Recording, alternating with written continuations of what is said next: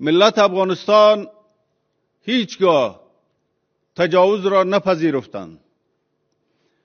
در طبیعت ملت افغانستان این نهادینه است که هیچگاه ولو هر کس که باشد اشغال و تجاوز قوتهای بیرونی را اصلا نمیپذیرد.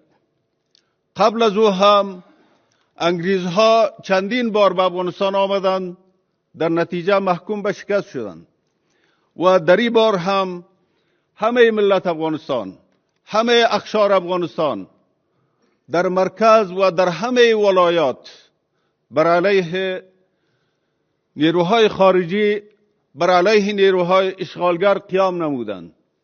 با وجودی که تکالیف، زحمات، مشقات لایتناهی را متحمل شدند، اما از مقاومت دست بر نداشتند. همی بود که در نتیجه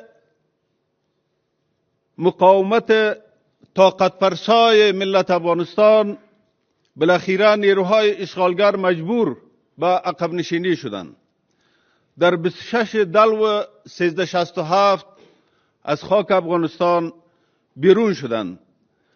واقعا این روز در تاریخ ملت افغانستان یک روز فراموش ناشدنی و یک روز پر افتخار و یک روزی است که همه ملت افغانستان با آن می نازند، با آن افتخار می کنند.